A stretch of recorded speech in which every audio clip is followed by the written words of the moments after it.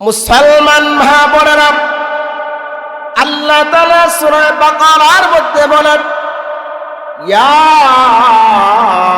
আইয়ুহাল্লাযীনা আমানু, হে ঈমানদারগণ, কুতিবা আলাইকুমুস সিয়াম, আমি আল্লাহ রমজানের রোজা তোমাদের উপর ফরজ করে দিয়েছি। ও বান্দা, ও গোলাম, তোমরা চিন্তা করিও না, তোমরা ভেবে না, তোমরা মনে করিও না এত বড় বিধান শুধু তোমাদের উপরে দেওয়া হয়েছে, শুধু তোমাদের জন্যই এত বড় বিধান দেওয়া হয়েছে, নাজিল করা হয়েছে। ও গোলাম, না না, আমি আল্লাহ মিন ক্বাবলিকুম কামা কুতিবা আলাল্লাযীনা মিন ক্বাবলিকুম, তোমাদের পূর্বকার যত নবী রসুল এসেছে, যত নবী রসুলের উম্মত এসেছে, আমি আল্লাহ প্রত্যেক যুগের প্রত্যেক নবীর প্রত্যেক উম্মতের উপর রোজার বিধান নাজিল করেছি। সুবহানাল্লাহ। ও গোলাম, আমি আল্লাহ কেনই বা তোমাদের উপর এত বরকতপূর্ণ বিধান নাজিল করেছি, রমজানের রোজা কেন ফরজ করে দিয়েছি জানোনি? ও বান্দা, লাআল্লাকুম তাত্তাকুন, যেন আমি আল্লাহর ভয় তোমাদের অন্তরে চলে আসে, তোমরা যেন তাকওয়া অর্জন করে মুত্তাকি হতে পারো। সুবহানাল্লাহ। তাহলে মুসলমান ইমানদার আল্লাহর গোলাম, এমন কোন নবী নাই, এমন কোন রাসূল নাই, এমন কোন উম্মত নাই যাদের উপর আমার আল্লাহ রোজা নাজিল করে নাই, রোজার বিধান দেয় নাই। হয়তোবা রোজার ধরন ভিন্নতা ছিল, ভিন্ন ছিল, রোজার সিস্টেম ভিন্ন ছিল, কিন্তু রোজার বিধান ছিল প্রত্যেক নবীর উম্মতের উপর। সুবহানাল্লাহ। মুসলমান ভাইরা আমার, রমজানের গুরুত্ব বোঝার জন্য আল্লাহ নবীর এই হাদিসটাই যথেষ্ট, যে আল্লাহর রাসূল সাল্লাল্লাহু আলাইহি ওয়াসাল্লাম রমজান আসার 2 মাস আগ থেকে রমজানের প্রস্তুতি গ্রহণ করতেন। রজবের চাঁদ ওঠা মাত্র নবী আমার এই দোয়াটা বেশি বেশি পাঠ করতেন, আল্লাহুম্মা বারিক লানা ফি রজব ওয়া শাবান ওয়া বাল্লিগনা রমাদান। আল্লাহুম্মা, হে আমাদের রব, বারিক লানা, আমাদের জন্য বরকতময় করুন, ফি রজব ওয়া শাবান, রজব এবং শাবান বরকতময় করুন, ওয়া বাল্লিগনা রমাদান, এবং রমজান পর্যন্ত হায়াত পৌঁছাইয়া দিন। ও মুসলমান ইমানদার আল্লাহর গোলাম, আমার প্রশ্ন হলো, আমার নবীর যাররা পরিমাণ কোনো গুনাহ নাই, যেই নবীর গুনার কোনো সম্ভাবনা নাই, গুনার কোনো চিন্তাও নাই, যেই নবীর সওয়াবের কোনো কুল কিনারা নাই, ইজ্জত সম্মানের কোনো কুল কিনারা নাই, ওই নবী যদি রমজান আসার 2 মাস আগ থেকে রমজানের প্রস্তুতি গ্রহণ করতে পারে, তাহলে তো আমাদের উচিত ছিল রমজান আসার আরো বহুত আগে থেকে রমজানের প্রস্তুতি গ্রহণ করা। মুসলমান ভাইরা, রমজানের ফজিলত এত বেশি, রমজানের ফজিলত এত বেশি, রমজানের বাহিরে 70টা ফরজ আদায় করলে যেই পরিমাণ সওয়াব, রমজানের ভিতর একটা ফরজ আদায় করলে ওই পরিমাণ সওয়াব।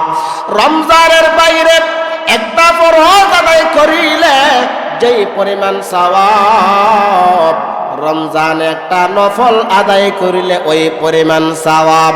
রমজানের বাহিরে 70 বার কোরআন খতম করিলে যে সওয়াব, রমজানের ভিতরে একবার কোরআন খতম করিলে ওই পরিমাণ সওয়াব। আল্লাহু আকবার।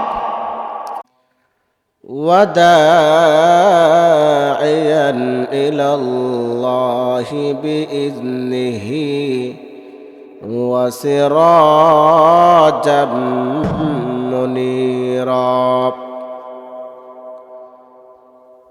أما بعد فأعوذ بالله من الشيطان الرجيم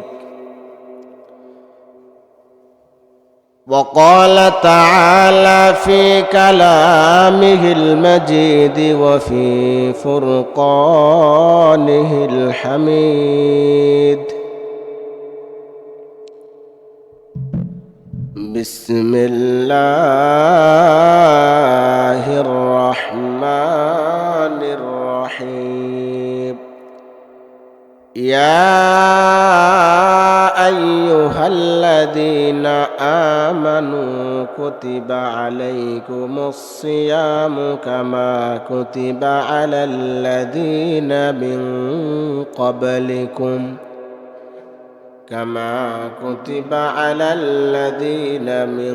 قبلكم لعلكم تتقون عن أبي هريرة رضي الله تعالى عنه قال رسول الله صلى الله عليه وسلم إذا دخل شهر رمضان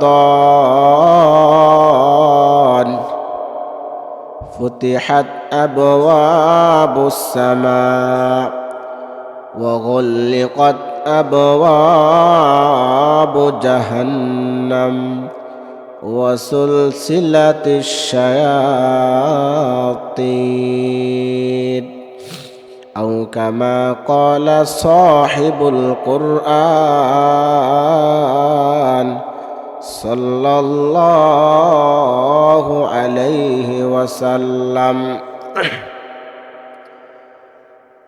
اللهم صل على محمد وعلى آل محمد كما صليت على إبراهيم وعلى آل إبراهيم إنك حميد مجيد اللهم بارك على محمد وعلى آل محمد كما باركت على إبراهيم وعلى آل إبراهيم إنك حميد مجيد ربي زدني علما ربي زدني علما رب اشرح لي صدري ويسر لي أمري واحلل عقدة من لساني يفقه قولي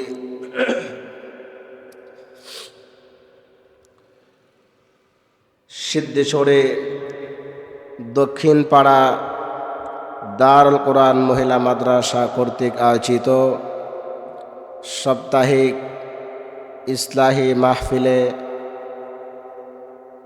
উপস্থিত মা ও বোনেরা, মহান আল্লাহ জাল্লা শানহু ওয়া আম্মা নওয়ালুর দরবারে লাখ কোটি শুকর আর সুজুদ। যে মহান আল্লাহ তাআলা আমাদেরকে পবিত্র মাসে, বরকতের মাসে, রহমতের মাসে, মাগফিরাতের মাসে আমাদেরকে বরকতের মাহফিলে, রহমতের মাহফিলে, বরকতের বাগানে আমাদেরকে আসার এবং বসার মতো সুযোগ করে দিয়েছেন। সেই জন্য আমরা সকলে অন্তরে অন্তরস্থল থেকে দিল খুলে, প্রাণ ভরে, দিল উজাড় করে সকলে জোরে সুরে বলি আলহামদুলিল্লাহ।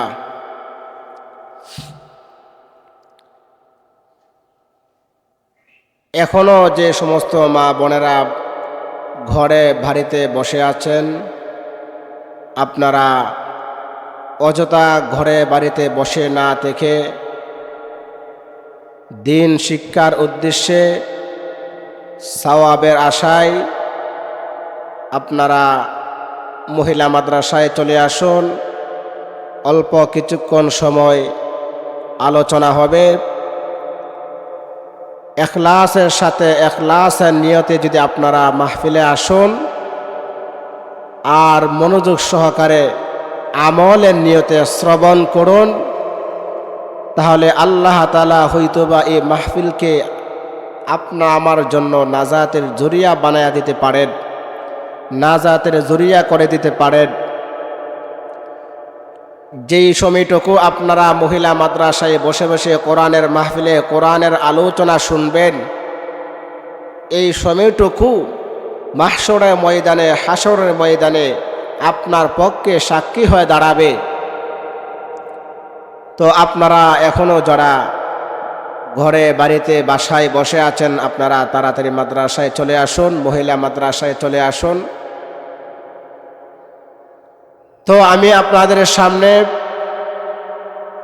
কালামে পাক থেকে যে আয়াতে কারিমা তেলাওয়াত করেছি, রাসূল কিবরিয়া রাসূল মুহাম্মদ আরবি সাল্লাল্লাহু আলাইহি ওয়াসাল্লামের অগণিত হাদিস থেকে যে হাদিস তেলাওয়াত করেছি, আমার তেলাওয়াতকৃত আয়াত ও হাদিসকে সামনে রেখে মুখতাসার কিছু আলোচনা করব। ওয়ামা তাওফীকি ইল্লা বিল্লাহ। এখন যে মাস চলতেছে এটাকে বলা হয় রমাদান মাস। রমাদান শব্দের অর্থই হলো জ্বালায়া পোড়ায়া দেওয়া, জ্বালায়া দেওয়া, পোড়ায়া দেওয়া কিংবা খেটে দেওয়া। অর্থাৎ এই মাহে রমজানে আল্লাহ তাআলা বান্দার গুনাহসমূহকে আল্লাহ তাআলা জ্বালায়া দেন, পোড়ায়া দেন। বান্দার গুনাহসমূহকে আল্লাহ তাআলা কর্তন করে দেন, কেটে দেন। এই মাসকে বলা হয় সাইয়্যিদুশ শুহুর। 12 মাসের মধ্যে সর্বশ্রেষ্ঠ মাস হলো রমজান মাস। সপ্তাহের 7 দিনের মধ্যে শ্রেষ্ঠতম দিন হলো জুমার দিন, শুক্রবার দিন। আর 12 মাসের মধ্যে শ্রেষ্ঠতম মাস হলো, শ্রেষ্ঠ মাস হলো রমাদান মাস। তো আমি আপনাদের সামনে কোরআনে কারিম থেকে যে আয়াতে কারিমা তেলাওয়াত করেছি, রাসূল কিবরিয়া রাসূল মুহাম্মদ আরবি সাল্লাল্লাহু আলাইহি ওয়াসাল্লামের অগণিত হাদিস থেকে যে হাদিসের টুকরা তেলাওয়াত করেছি, তেলাওয়াতকৃত আয়াত ও হাদিসকে সামনে রেখে অল্প কিছুক্ষণ সময় আলোচনা করব। ওয়ামা তাওফীকি ইল্লা বিল্লাহ। আমার আলোচনার পয়েন্ট হলো 3টা। প্রথম নাম্বার পয়েন্ট হলো রমজানের গুরুত্ব। দ্বিতীয় নাম্বার পয়েন্ট হলো রমজানের ফজিলত। 3 নাম্বার পয়েন্ট হলো রমজান এত বরকতপূর্ণ মাস পাওয়ার পরে রমজানের কদর যারা করবে না, রমজানের রোজা যারা রাখবে না, এদের ভয়াবহ পরিণতি। এই 3টি ধাপে আমি আপনাদের সামনে অল্প কিছুক্ষণ সময় আলোচনা করব। তো প্রথম ধাপ হলো রমজানের গুরুত্ব। রমজানের গুরুত্ব কি পরিমাণ? আল্লাহ তাআলা সূরা বাকারার মধ্যে বলেন,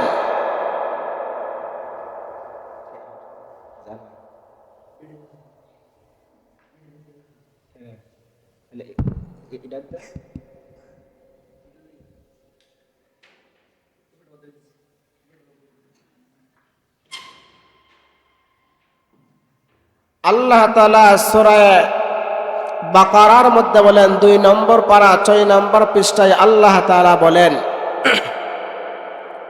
ইয়া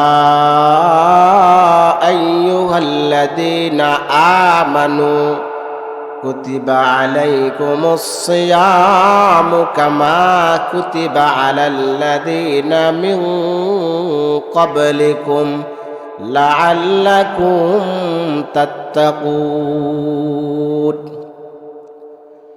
মুসলমান ভাই বোনেরা, আল্লাহ আল্লাহ তাআলা সূরা বাকারার মধ্যে বলেন, ইয়া আইয়ুহাল্লাযীনা আমানু, হে ঈমানদারগণ, কুতিবা আলাইকুমুস সিয়াম, আমি আল্লাহ রমজানের রোজা তোমাদের উপর ফরজ করে দিয়েছি। ও বান্দা, ও গোলাম, তোমরা চিন্তা করিও না, তোমরা ভেবে না, তোমরা মনে করিও না এত বড় বিধান শুধু তোমাদের উপরে দেওয়া হয়েছে, শুধু তোমাদের জন্যই এত বড় বিধান দেওয়া হয়েছে, নাজিল করা হয়েছে। ও গোলাম, না না, আমি আল্লাহ মিন ক্বাবলিকুম কামা কুতিবা আলাল্লাযীনা মিন ক্বাবলিকুম, তোমাদের পূর্বকার যত নবী রাসূল এসেছে, যত নবী রাসূলের উম্মত এসেছে, আমি আল্লাহ প্রত্যেক যুগের প্রত্যেক নবীর প্রত্যেক উম্মতের উপর রোজার বিধান নাজিল করেছি। সুবহানাল্লাহ। ও গোলাম, আমি আল্লাহ কেনই বা তোমাদের উপর এত বরকতপূর্ণ বিধান নাজিল করেছি, রমজানের রোজা কেন ফরজ করে দিয়েছি জানোনি? ও বান্দা, লাআল্লাকুম তাত্তাকুন, যেন আমি আল্লাহর ভয় তোমাদের অন্তরে চলে আসে, তোমরা যেন তাকওয়া অর্জন করে মুত্তাকি হতে পারো। সুবহানাল্লাহ। তাহলে মুসলমান ইমানদার আল্লাহর গোলাম, এমন কোন নবী নাই, এমন কোন রাসূল নাই, এমন কোন উম্মত নাই যাদের উপর আমার আল্লাহ রোজা নাজিল করে নাই, রোজার বিধান দেয় নাই। হয়তোবা রোজার ধরন ভিন্নতা ছিল, ভিন্ন ছিল, রোজার সিস্টেম ভিন্ন ছিল, কিন্তু রোজার বিধান ছিল প্রত্যেক নবীর উম্মতের উপর। সুবহানাল্লাহ। মুসলমান ভাইরা আমার, রমজানের গুরুত্ব বোঝার জন্য আল্লাহ নবীর এই হাদিসটাই যথেষ্ট, যে আল্লাহর রাসূল সাল্লাল্লাহু আলাইহি ওয়াসাল্লাম রমজান আসার 2 মাস আগ থেকে রমজানের প্রস্তুতি গ্রহণ করতেন। রজবের চাঁদ ওঠা মাত্র নবী আমার এই দোয়াটা বেশি বেশি পাঠ করতেন, আল্লাহুম্মা বারিক লানা ফি রজব ওয়া শাবান ওয়া বাল্লিগনা রমাদান। আল্লাহুম্মা, হে আমাদের রব, বারিক লানা, আমাদের জন্য বরকতময় করুন, ফি রজব ওয়া শাবান, রজব এবং শাবান বরকতময় করুন, ওয়া বাল্লিগনা রমাদান, এবং রমজান পর্যন্ত হায়াত পৌঁছাইয়া দিন।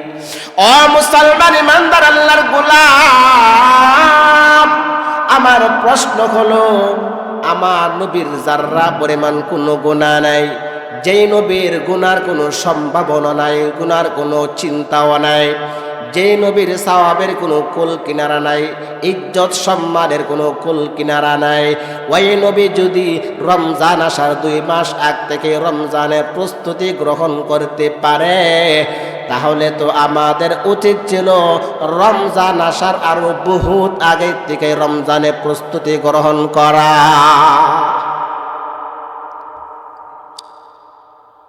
যেই নবীর সম্মান এবং মর্যাদার কোনো কমতি নাই, যেই নবীর ইজ্জতের কোনো কমতি নাই, এই পৃথিবীর বুকে আল্লাহ তাআলা যত মাখলুকাত সৃষ্টি করেছেন, যত মাখলুকাত বানিয়েছেন, সকল মাখলুকাতের মধ্য থেকে আল্লাহ তাআলা সকল মানব জাতিকে শ্রেষ্ঠত্ব দান করেছেন, আশরাফুল মাখলুকাত বানিয়েছেন। সূরা 3-এর মধ্যে 4টা কসম করে আমার আল্লাহ বলেন, লাকাদ খালাকনাল ইনসানা ফি আহসানি তাকওয়িম। ও গোলাম, আমি আল্লাহ যত মাখলুকাত বানিয়েছি সকল মাখলুকাতের মধ্য থেকে আমি আল্লাহ তোমাদেরকে সবচেয়ে সুন্দর বানাইয়া সৃষ্টি করেছি।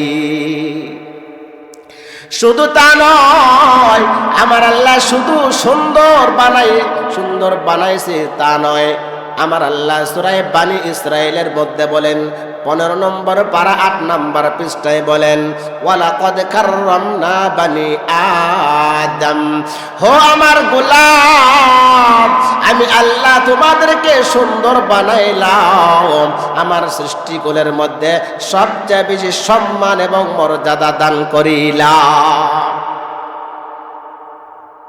আবার সকল মানব জাতির মধ্য থেকে আল্লাহ তাআলা সকল নবী রাসূলদেরকে বিশেষ সম্মান এবং মর্যাদা দান করেছেন। কেমন সম্মান এবং মর্যাদা দান করেছেন? কুল্লু আম্বিয়াই মাসুমুন, সকল নবী রাসূলগণ হলেন নিষ্পাপ মাসুম। অথবা সকল নবী রাসূলদের মধ্য থেকে আল্লাহ তাআলা শুধুমাত্র 5 জন নবীকে বিশেষ সম্মান এবং মর্যাদা দান করেছেন।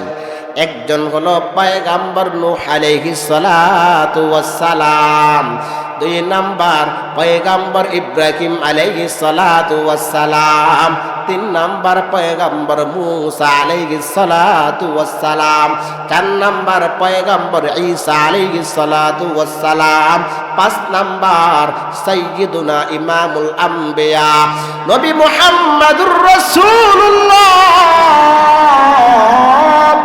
নবী মুহাম্মদুর রাসূলুল্লাহ। ও মুসলমানেরা, আবার এই 5 জন নবীর মধ্য থেকে আল্লাহ তাআলা শুধুমাত্র একজন নবীকে বিশেষ সম্মান এবং মর্যাদা দান করেছেন। তিনি হলেন আমার আপনার নবী মুহাম্মদুর রাসূলুল্লাহ। তার মানে আল্লাহ তাআলা যত মাখলুকাত বানিয়েছেন সকল মাখলুকাতের ঊর্ধ্বে, সকল মাখলুকাতের মধ্য থেকে আল্লাহ তাআলা সবচেয়ে বেশি সম্মান আর মর্যাদা দান করেছেন আমার আপনার নবী মুহাম্মদুর রাসূলুল্লাহ সাল্লাল্লাহু আলাইহি ওয়াসাল্লামকে। তো যেই নবীর সম্মান এবং মর্যাদার কোনো কমতি নাই, ওই নবী যদি রমজান আসার 2 মাস আগ থেকে রমজানের প্রস্তুতি গ্রহণ করতে পারে, রমজানের জন্য দোয়া করতে পারে, তাহলে আমাদের তো উচিত ছিল রমজান আসার আরো বহু আগ থেকে রমজানের প্রস্তুতি গ্রহণ করা, রমজানের জন্য প্রিপারেশন গ্রহণ করা। তাহলে রমজানের গুরুত্ব বোঝার জন্য এই 2টা কথাই যথেষ্ট, যে আল্লাহ তাআলা অতীতের কোনো নবী রাসূল এবং নবী রাসূলের উম্মতকে এমন রাখে নাই যাদের উপর রমজানের বিধান ছিল না, রোজার বিধান ছিল না। 2 নাম্বার হলো আমার নবী মুহাম্মদুর রাসূলুল্লাহ সাল্লাল্লাহু আলাইহি ওয়াসাল্লাম রমজান আসার 2 মাস আগ থেকে নবী রমজানের জন্য প্রস্তুতি গ্রহণ করতেন, রমজানের জন্য দোয়া করতেন। কেনই বা রমজানের জন্য এত প্রস্তুতি, এত দোয়া করতেন? আসুন, রমজানের ভিতরে অবশ্যই কোনো না কোনো কিছু রয়েছে। এই রমজানকে বলা হয় সাইয়্যিদুশ শুহুর, 12 মাসের মধ্যে শ্রেষ্ঠতম মাস হলো রমজান মাস। এখন আসুন রমজানের ফজিলত সম্পর্কে কিছু কথা শুনি। মুসলমান ভাইরা, রমজানের ফজিলত এত বেশি, রমজানের ফজিলত এত বেশি, রমজানের বাহিরে 70টা ফরজ আদায় করলে যেই পরিমাণ সওয়াব, রমজানের ভিতরে একটা ফরজ আদায় করলে ওই পরিমাণ সওয়াব। রমজানের বাইরে একটা ফরজ আদায় করিলে যেই পরিমাণ সওয়াব, রমজান একটা নফল আদায় করিলে ওই পরিমাণ সওয়াব। রমজানের বাহিরে 70 বার কোরআন খতম করিলে যে সওয়াব, রমজানের ভিতরে 1 বার কোরআন খতম করিলে ওই পরিমাণ সওয়াব। আল্লাহু আকবার। আমার আল্লাহ নামাজের বদলা নিজের হাতে দিবে না, হজের বদলা, যাকাতের বদলা নিজের হাতে দিবে না। শুধুমাত্র রমজানের রোজাদার ব্যক্তির রোজার বদলা আমার আল্লাহ নিজের হাতে প্রদান করিবে।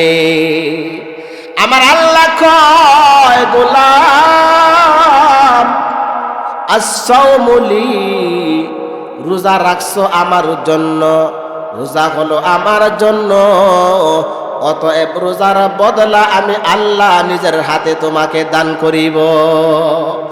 অন্য এক হাদিসে আসছে আল্লাহ তাআলা বলেন গোলাম রোজা রাখছো আমার জন্য, as-sawmu li ওয়া আনা উজজা বিহি, রোজার বদলা আমি আল্লাহ নিজেই হয়ে গেলাম। সুবহানাল্লাহ। আল্লাহর নবী বলেন ইদা দাখালা শাহরু রমাদান, যখন রমজান মাস প্রবেশ করে, ফুতিহাত আবওয়াবুস সামা, আমার আল্লাহ আসমানের দরজা সমূহ খুলে দেন। ওগুল্লিকাত আবওয়াবু জাহান্নাম, জাহান্নামের দরজা সমূহ বন্ধ করে দেন।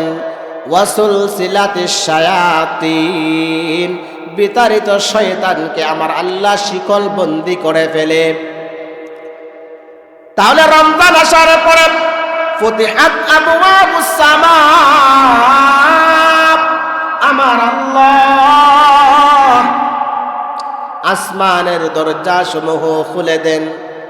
অর্থাৎ ও মা বোনেরা, এই জমিনে যত রহমত বরকত আসে, কল্যাণ এবং মঙ্গল আসে, সবগুলো আসমান থেকে আসে। শুধু তা নয়, যত বিপদ আপদ আসে, মুসিবত আসে, কষ্টের বিষয় আসে, সব। তাহলে বোঝা যায় আমার আল্লাহ রমজান মাসে আসমানের দরজা সমূহ খুলে দেন। অর্থাৎ বান্দার যেই পরিমাণ কল্যাণ এবং মঙ্গলের দরকার, আমার আল্লাহ ওই পরিমাণ কল্যাণ এবং মঙ্গলের দরজা সমূহ খুলে দেয়। সুবহানাল্লাহ। বান্দার যেই পরিমাণ রহমত এবং বরকতের দরকার, আমার আল্লাহ ওই পরিমাণ রহমত এবং বরকতের দরজা সমূহ খুলে দেন। বান্দার যেই পরিমাণ ক্ষমা দরকার, আমার আল্লাহ ওই পরিমাণ ক্ষমার দরজা খুলে দেয়। বান্দার গুনাহ যদি পাহাড় পরিমাণ হয়ে থাকে, বান্দার গুনাহ যদি সমুদ্র পরিমাণ হয়ে থাকে, এমনকি বান্দার গুনাহ যদি জমিন থেকে আসমান পর্যন্ত, আসমান থেকে জমিন পর্যন্ত বান্দার গুনাহ দ্বারা পোড়া ফাঁকা জায়গা ভরপুর হয়ে যায়, তবু আমার আল্লাহ কেমন জানে বলে গোলাম, ও গোলাম তোমার গুনাহ যদি পাহাড় পরিমাণ হয়ে থাকে, সমুদ্র কিংবা আসমান থেকে জমিন পর্যন্ত গুনাহ হয়ে থাকে, আর মাঘে রমজানে তুমি যদি আমি আল্লাহর কাছে খালেস দিলে তাওবা করতে পারো, আমি আল্লাহর কাছে ক্ষমা প্রার্থনা করতে পারো, আমি আল্লাহ তোমাকে আসমান থেকে জমিন, জমিন থেকে আসমান, পাহাড় পরিমাণ, সমুদ্র পরিমাণ সকল গুনাহ আমি আল্লাহ মুহূর্তের মধ্যে ক্ষমা করে দিব। সুবহানাল্লাহ। আমার আল্লাহ কই কুল ইয়া ইবাদিয়াল্লাযীনা আসরাফু আলা আনফুসিহিম লা তাকনাতু মির রাহমাতিল্লাহ। ও গোলাম, দীর্ঘ 11 মাস পর্যন্ত তুমি শয়তানের দুখায় পড়ে গুনাহ করে ফেলছো। ও গোলাম, দীর্ঘ 11 মাস পর্যন্ত শয়তানের দুখায় পড়ে নামাজ ছেড়ে দিয়েছো। ও গোলাম, শয়তানের দুখায় পড়ে তুমি হারাম পথে চলে গেছো। আমি আল্লাহ তোমার ডাক দিয়ে বলছি লা তাকুনাতু মির রাহমাতিল্লাহ।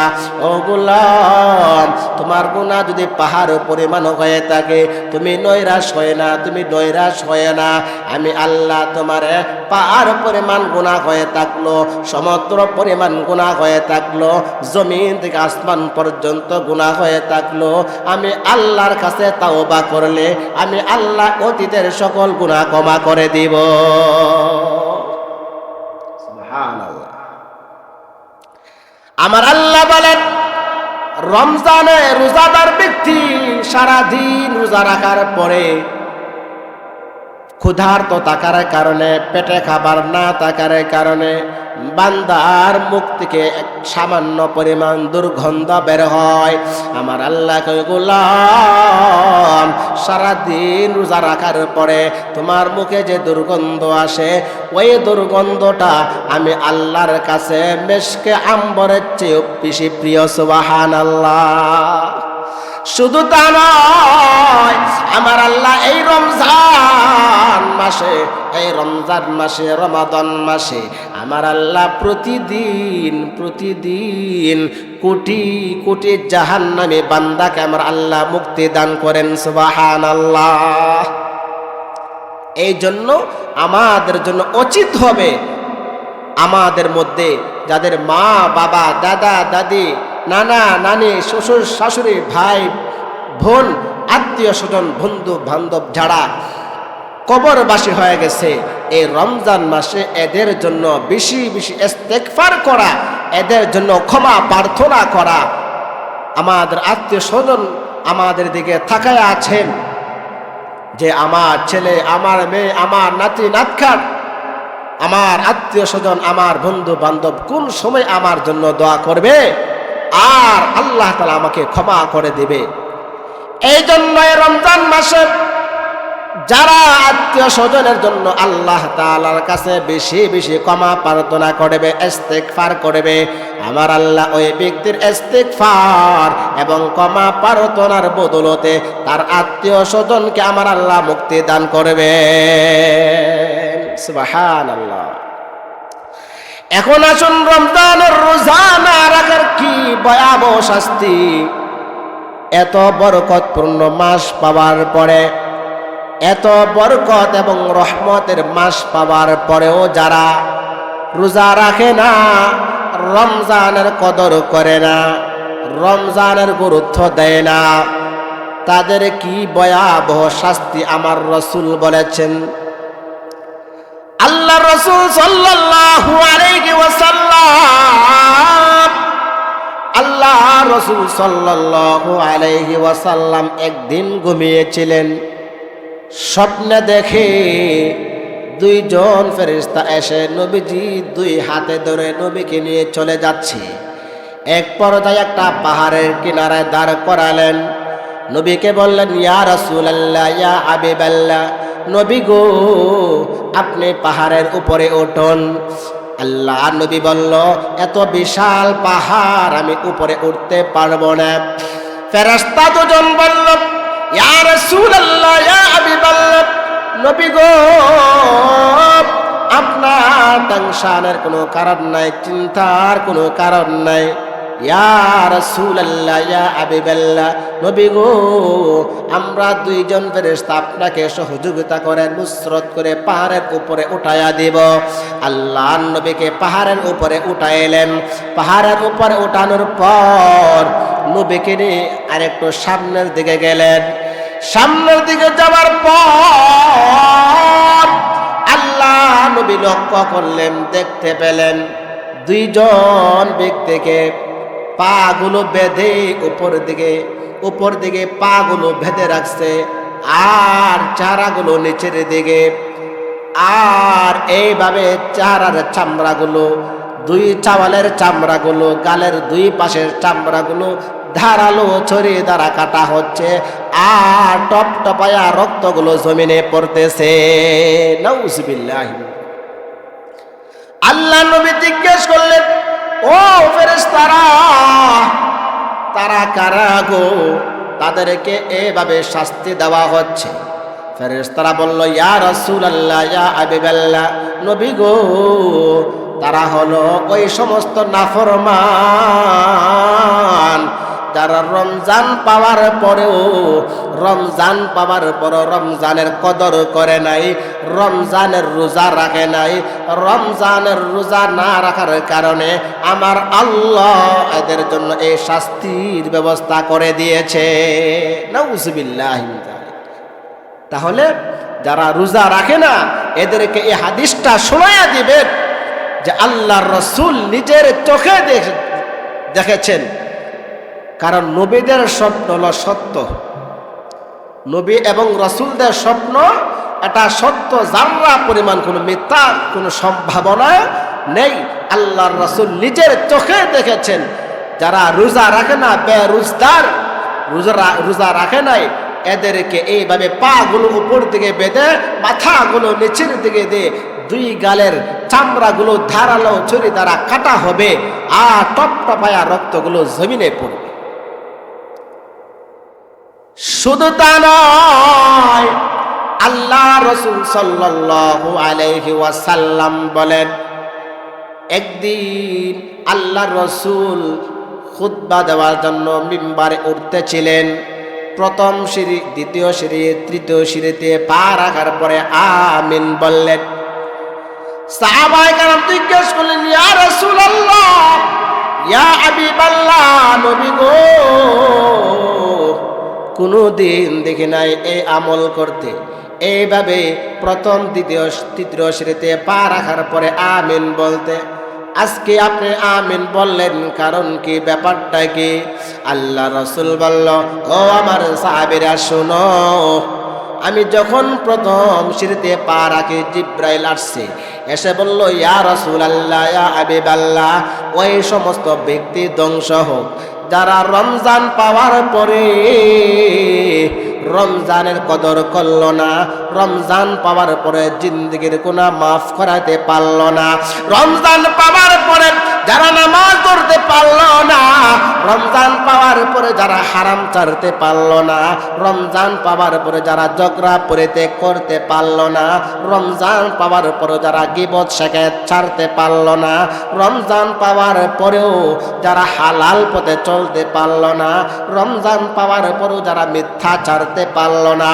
অথচ একটা মিথ্যা কথা বলার কারণে একজন মানুষ যদি একটা মিথ্যা কথা বলে গো, তাহলে ৭,০০০ বৎসর জাহান্নামের আগুনে জ্বলতে হবে।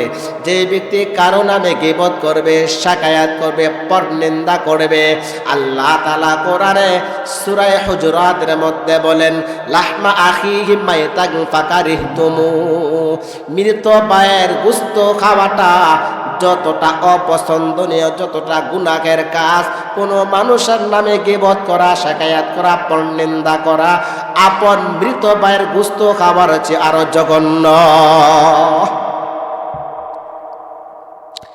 এই জন্য কোন রোজাদার ব্যক্তি মানুষের নামে পরনিন্দা করতে পারে না, গীবত করতে পারে না। আল্লাহর রাসূল বলেন, কোন রোজাদার ব্যক্তিকে যদি কোনো ব্যক্তি গালি দেয় কিংবা কোনো রোজাদার ব্যক্তির সাথে কোনো ব্যক্তি ঝগড়া করতে চায়, তাহলে সে যেন উত্তরে বলে, আনা সাইমুন, আমি রোজাদার, আমি ঝগড়া করতে পারবো না, আমি পরনিন্দা করতে পারবো না, আমি গীবত করতে পারবো না, আমি মানুষের হক নষ্ট করতে পারবো না। ও মা বোনেরা শুনো, রমজান পাওয়ার পরে যারা স্বামীর মনে কষ্ট দেবে, বুঝতে হবে এদের রোজা আমার আল্লাহর কাছে কবুল হয় নাই। রোজা কবুল হওয়ার জন্য অনেকগুলো আলামত রয়েছে, তোর মধ্যে একটা আলামত হলো জবান দ্বারা মানুষকে কষ্ট না দেওয়া, মানুষের মনে আঘাত না দেওয়া, কষ্ট না দেওয়া। মুসলমান ও মা বোনেরা, আল্লাহ রাসূল সাল্লাল্লাহু আলাইহি ওয়াসাল্লাম বলেন, যারা রমজান পাওয়ার পরে জিন্দেগির গুনাহ মাফ করাতে পারবে না, নামাজ ধরতে পারবে না, হারাম ছাড়তে পারবে না, হালাল পথে চলতে পারবে না, কিবত শাখা ছাড়তে পারবে না, তারা ধ্বংস। জিব্রাইল যখন বলছে রমজান পাওয়ার পর জিন্দেগীর গুনাহ যারা মাফ করাতে পারবে না তারা ধ্বংস হোক, আল্লাহর রাসূল বলল আমিও চাই এত বরকতপূর্ণ একটা মাস পাওয়ার পরে যারা জিন্দেগীর গুনাহ মাফ করাতে পারবে না, লাগামহীন চলাফেরা করবে, শয়তানের পথে চলবে, শয়তানের অনুসরণ করবে, আল্লাহর পথে চলবে না, কোরআনের পথে চলবে না, নবীদের পথে চলবে না, নেককারদের পথে চলবে না, তারা ধ্বংস হোক। দ্বিতীয় সিঁড়িতে পা রাখার পরে জিব্রাইল বলল ওই সমস্ত ব্যক্তি ধ্বংস হোক যারা আপনার নাম শোনার পরে আপনার উপর দরুদ পড়ে না। আপনার নাম শোনার পরে আপনার উপর যারা দরুদ পড়ে না তারা ধ্বংস হোক। আল্লাহর রাসূল বলল আমিও চাই আমি নবীর নাম শোনার পরে যারা আমি নবীর উপর দরুদ পড়ে না তারা ধ্বংস হোক। তাহলে বোঝা যায় নবীর নাম শুনলে দরুদ পড়তে হবে। এখনো যারা এই আলোচনা শুরু থেকে এখন পর্যন্ত যে সমস্ত মা বোনেরা নবীর নাম শুনছেন, নবীর নাম শুনছেন, নবীর নাম শোনার পরে এখনো যারা দরুদ পড়েন নাই তাড়াতাড়ি দরুদ পড়ে ওয়াজিব আদায় করুন। নবীর নাম শোনার পরে তাৎক্ষণিক নবীর উপর দরুদ পড়া ওয়াজিব, জীবনে একবার দরুদ পড়া ফরজ। আর কোনো মজলিসে কিংবা নিজের মুখে অন্যের মুখে যে কারো মুখে নবীর নাম শোনার পরে তাৎক্ষণিক নবীর উপর দরুদ পড়া ওয়াজিব। ও মা বোনেরা, আল্লাহর রাসূল বলেন আমি নবীর নাম শোনার পরে যারা আমি নবীর উপর দরুদ পড়বে না তারা ধ্বংস হোক। আল্লাহর রাসূল বলল যখন তৃতীয় সিঁড়িতে পা রাখছি জিব্রাইল বলল ইয়া রাসূলুল্লাহ ইয়া হাবিবাল্লাহ, নবী গো ওই সমস্ত ব্যক্তি ধ্বংস হোক যারা তার পিতা মাতা উভয়জনকে পাইল কিংবা উভয়জনের একজনকে পাইল, পায়া এদেরকে খুশি করতে পারল না, এদেরকে সন্তুষ্ট করতে পারল না, মা বাবার মন খুশি করে জান্নাত হাসিল করতে পারল না, আমার আল্লাহকে খুশি করতে পারল না, তারা ধ্বংস হোক। আমার নবী বলল আমিও চাই যারা পিতা মাতা উভয়জনকে পাওয়ার পরে কিংবা উভয়জনের একজনকে পাওয়ার পরে মা বাবার মন খুশি করতে পারবে না, মা বাবার মনে আঘাত দিবে, কষ্ট দিবে, মা বাবার মনে ব্যথা দিবে, আমি নবী চাই তারাও ধ্বংস হয়। এজন্য মা বোনেরা আল্লাহ রাসূল সাল্লাল্লাহু আলাইহি ওয়াসাল্লাম বলেন তিন ব্যক্তি যখন দোয়া করে এই দোয়া সাথে সাথে কবুল হয়ে যায়। তন্মধ্যে এক প্রকার হলো ইফতারের আগ মুহূর্তে রোজাদারের দোয়া। এখন তো অনেক মা বোনেরা ভাই বোনেরা ইফতারের আগ মুহূর্তে ইফতার পর্যন্ত ইফতারের আয়োজন করতে করতে ইফতারের ব্যবস্থা করতে করতে ইফতারের সময় হয়ে যায়, অথচ রোজাদার ব্যক্তি যখন ইফতারের আগ মুহূর্তে ইফতারকে সামনে রেখে দোয়া করে আমার আল্লাহর সাথে সাথে তার দোয়া কবুল করে নেয়।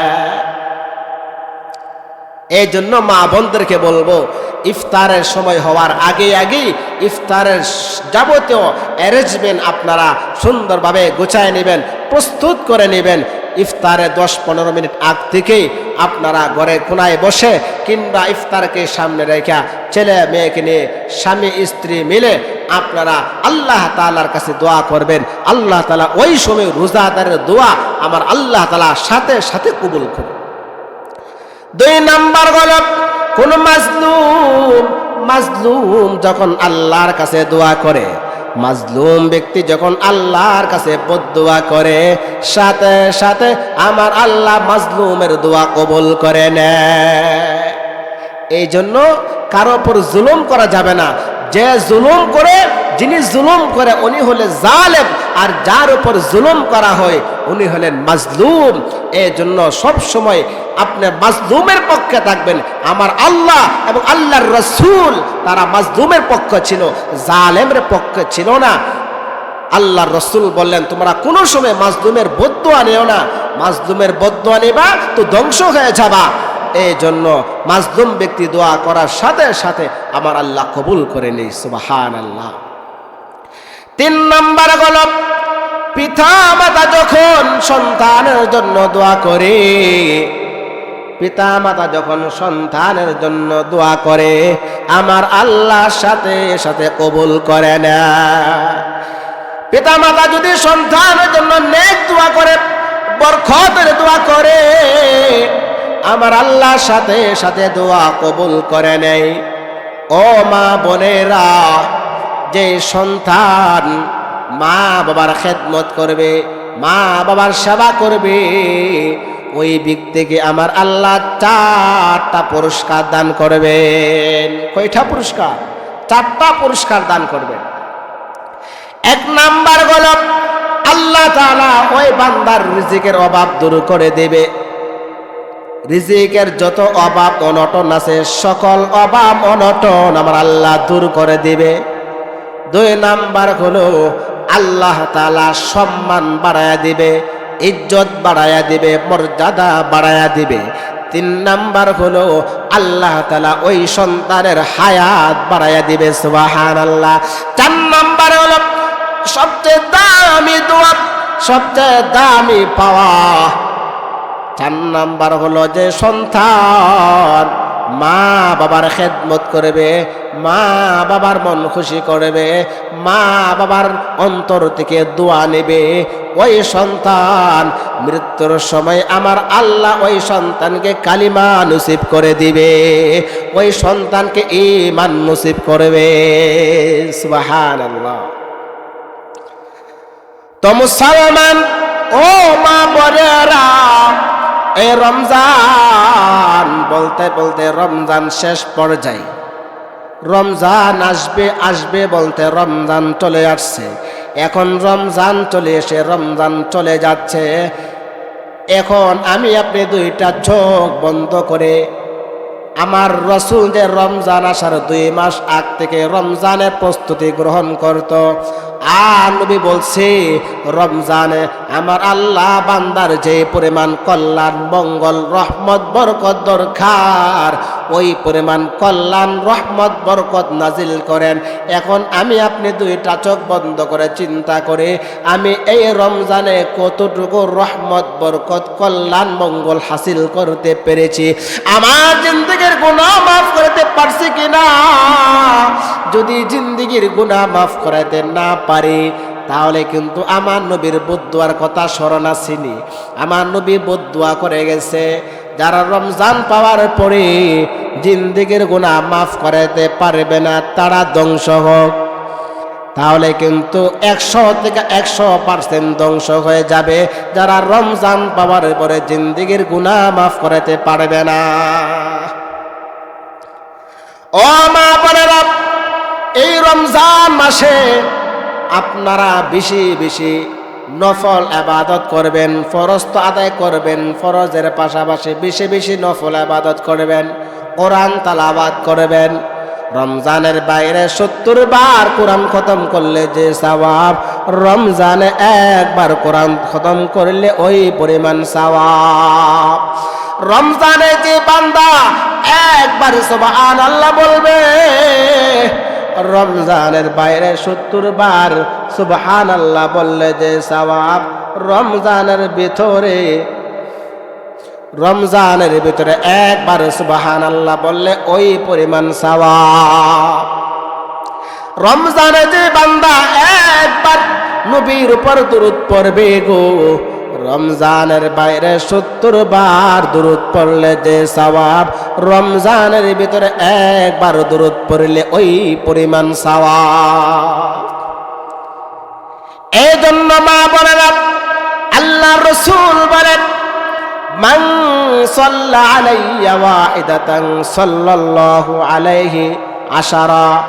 আল্লাহর রাসূল বলেন, যে ব্যক্তি আমি নবীর উপর 1 বার দরুদ পাঠ করবে, আল্লাহ তাআলা ওই ব্যক্তির উপর 10টা রহমত নাজিল করবে। তাহলে রমজানে যদি কেউ 1 বার দরুদ পাঠ করে আল্লাহ তাআলা ওই ব্যক্তির উপর 70টা রহমত নাজিল করবে। সুবহানাল্লাহ। মাহশরের ময়দানে, হাশরের ময়দানে যদি নবীর সুপারিশ পেতে চান, যদি নবীর সুপারিশ পেতে চান, তাহলে নবীর আদর্শ মানতে হবে, নবীর আদর্শে চলতে হবে, নবীর তরিকা মতে চলতে হবে এবং বেশি বেশি নবীর উপর দরুদ পাঠ করতে হবে।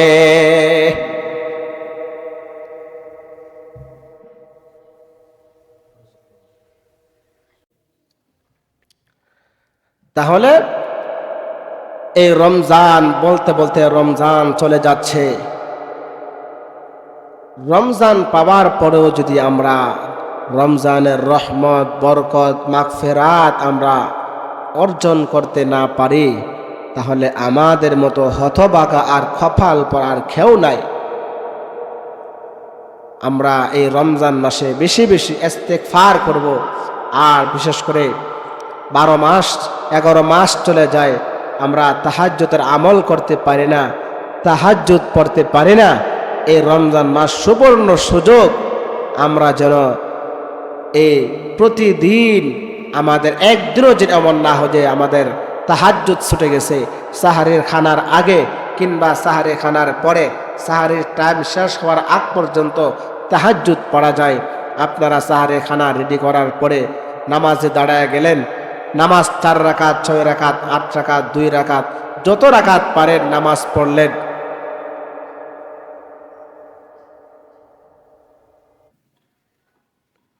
তো সাহারি খানা রান্না শেষ হওয়ার পরে খাবার পরিবেশনের আগে আপনি 4 রাকাত, 6 রাকাত, 8 রাকাত, যত রাকাত পারেন পড়লেন। অথবা সাহারি খানার পরেও, সাহারি খানা শেষ, সাহারির সময় শেষ হতে আরও 10 মিনিট বাকি আছে কিংবা 20 মিনিট সময় বাকি আছে, এই সময়টুকু অযথা না কাটিয়ে, অযথা নষ্ট না করে আপনারা নামাজে মুসল্লায় বসে যান।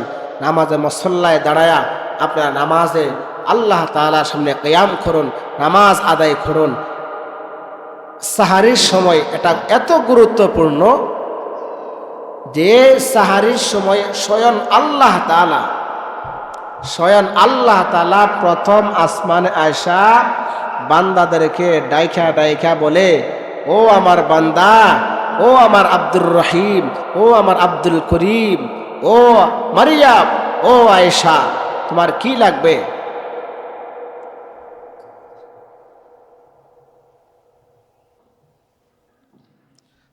তোমার কি লাগবে বলো, আমি আল্লাহ দেওয়ার জন্য প্রথম আসমানে চলে আসছি। সুবহানাল্লাহ।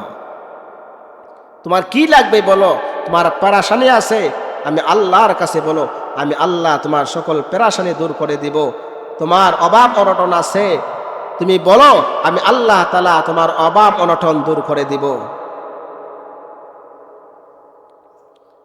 এই জন্য সাহারির সময় নামাজ, তাহাজ্জুদ নামাজ পড়ে 4 রাকাত নামাজ পড়ে 100 বার সুবহানাল্লাহ, 100 বার আলহামদুলিল্লাহ, 100 বার আল্লাহু আকবার, এই জিকিরগুলো পড়লেন। হাসরের ময়দানে বান্দা সবচেয়ে বেশি আক্ষেপ এবং আফসোস করবে জমিনে যেই সময়টুকু বান্দা অযথা কাটিয়েছে। এমনকি জান্নাতি বান্দারা পর্যন্ত,